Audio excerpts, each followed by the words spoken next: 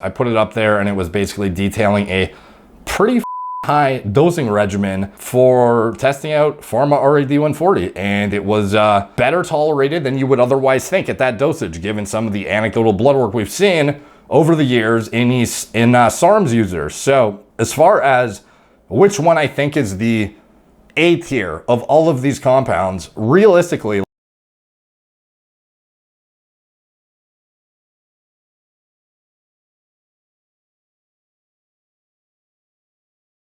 what's up guys, Derek, moreplace.com. Today we're going to be doing the SARMs tiers list. So, I did the video recently on the anabolics tier list because it was highly requested. And then in the comment section of that video, there was the SARMs tier list. And for this one, it's even more unuseful in my opinion. The last one was, I don't know, I guess like relatively useful, hopefully for a lot of people, but like I mentioned, each thing has its own application based upon the desired effects given your sport, testing parameters, etc.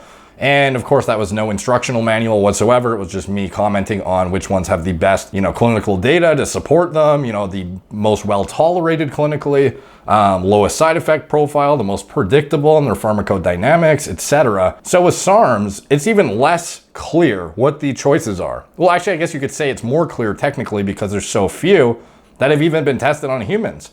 So, what do we have that most people know about? Like obviously there's some obscure ones like GSK 2881078 or PF-06260414. These are actually SARMs in clinical trials right now, but most people don't know about them simply because they haven't been popularized by the, underground scene. So as far as the only ones I'm going to be touching on are the ones that have, like you probably heard of. So we have, like Ostarine, MK2866, S4, Andarine, LGD 4033, LGD 3303, RAD140, S23, YK11, even though technically not a SARM, I guess it might be, depending on how you define it, ACP105, and then other than that, I have some other ones that are kind of obscure, not really a point of mentioning them actually, to be honest. So as far as like a tiers list, how do you break this up into a tiers list?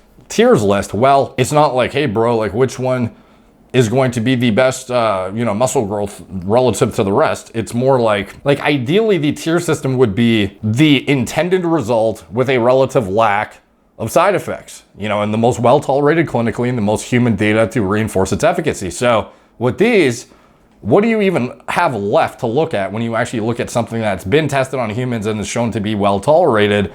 Well, we're already down to our top three, which is LGD 4033, Ostarine, and RAD140, I guess, because we actually just had that clinical trial recently with a very, very high dosage. And if you haven't seen that post, go watch my RAD140 half-life video. I don't remember what the actual title was, but if you just, editor will put a card in the corner, RAD140 clinical study, half-life, whatever it was. I put it up there and it was basically detailing a pretty fucking high dosing regimen for testing out Pharma RAD140, and it was better tolerated than you would otherwise think at that dosage, given some of the anecdotal blood work we've seen over the years in SARMs users. So as far as which one I think is the A tier of all of these compounds, realistically, like Ostarine, there's been tolerability assessments as far as 100 milligrams, if I recall correctly. I did a more elaborate breakdown a couple of years ago where I basically went down A to Z, everything you can know about this compound, all of the clinical data that's been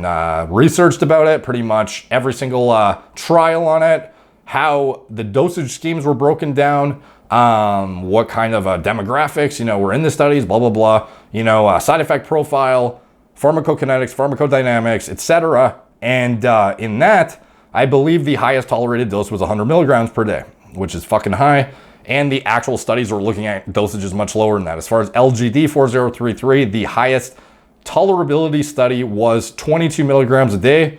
And as far as the actual data to dig through that, unavailable, unfortunately, which is not too helpful, but it is commonly advertised by the company nonetheless, despite the fact that none of us can actually see it. And but that is, what they claim. And RAD140, we saw the data recently on I don't even remember what it was, 50 or 100 milligrams a day or something even more ridiculous potentially. I forget though. But all of these compounds have been, like well tolerated at high dosages, higher than what is otherwise used in the context that most people are watching this video for probably. So I'm going to be discussing it more from the clinical aspect, and then you can extrapolate as you will.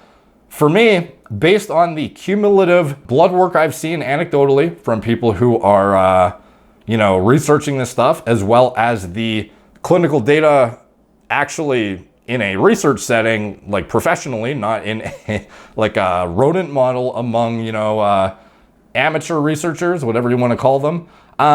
The cumulative data sort of suggests that the most effective of these agents, from what I have seen, is LGD4033 overall. Now, that's not to say that, RID140 might not be better overall, but it just seems like in an overall side effect, tolerability, biomarker hit, etc. context, overall predictability too, in terms of what you were expecting from something that is supposed to be tissue selective, rather than something that is driving weird satellite interactions like aggression and or hair loss and or whatever.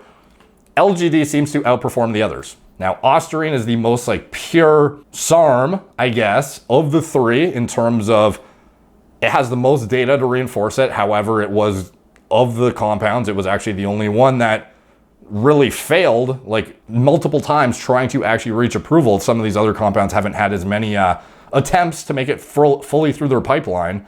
And ostarine is not as effective milligram for milligram than some of these other compounds, including compounds that I did not mention, but simply aren't in the tiers list because they either were abandoned and or don't have enough human data yet to support their, place in this top three. So ostarine is actually, what you kind of expect when you think of a SARM in terms of its, tissue selectivity, etc. However, it is pretty harsh on some biomarkers, including liver enzyme elevation.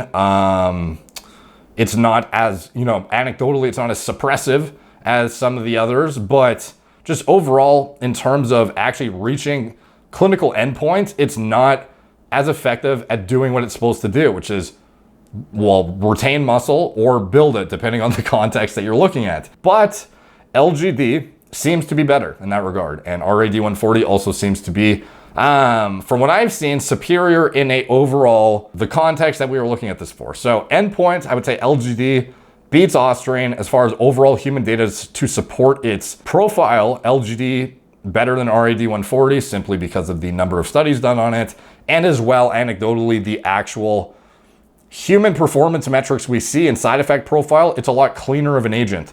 So it's a more pure anabolic androgen receptor agonist of the three, with simultaneous efficacy in a muscle building context, with a simultaneous relative lack of side effects compared to the other ones. It's not side effect free though.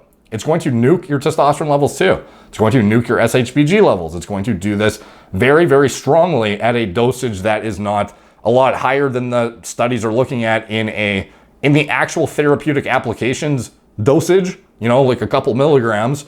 This stuff is relatively benign on your blood work. However, at the dosages people are using, and what I would expect at the tolerability safety profile data of 22 milligrams, I would not be surprised if we see some significant aberrations, because I see people using, let's just say, even 10 milligrams a day and having some pretty fucked up bloods. So, and it's mostly in regards to endocrine parameters in terms of testosterone suppression, either through the HPTA or indirectly through crushing SHBG. The mechanism behind that, I should probably do a separate video on entirely because it's kind of weird. And then also it's, not safe on liver enzymes. And unlike everyone thinks that if it's not a 17 alpha alkylated oral steroid that somehow it's safe on the liver, which is not the case whatsoever. In fact, injectable steroids are not 100% liver safe either, despite the fact that they are literally injected into your ass or whatever you deem the appropriate location spot.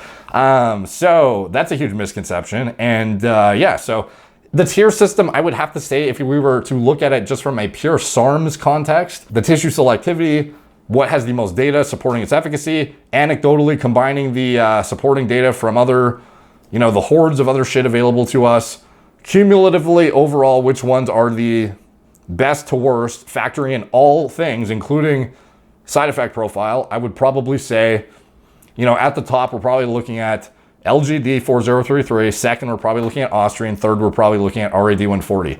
And that may change in the near future, depending on what happens with RAD140. But anecdotally, we see some, iffy stuff with RAD that is not really seen in the more pure SARMs like Austrian and even LGD. So that is my top 3 tier system in terms of which have the most clinical promise as of right now.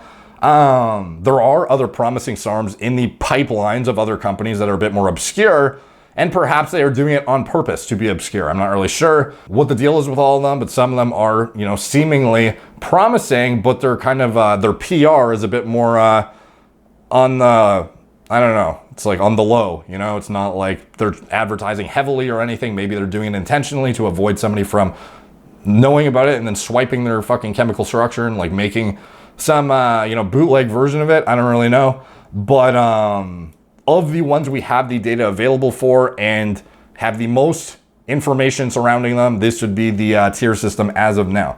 And I predict that this will change very significantly in the next year or two. So if you're seeing this not in January 2021, and you're seeing it however far in the future, I would not be surprised if this list is way fucking different right now. So just keep that in mind. So anyways, that is from a clinical setting, what I see to be the most promising SARMs, and what has the most therapeutic potentially in, muscle wasting, just any kind of catabolic context in which these may be applicable. Thank you guys for watching. Like, subscribe, check out my blog, moreplates.com. Follow me on Instagram, @moreplates_dates. Drop a comment down below with what you think the top 3 of the tiers would be for this, for selective androgen receptor modulators, and why. And then, all the comments help the algorithm, so they're much appreciated. Like, subscribe. Thank you guys for watching. Talk to you soon.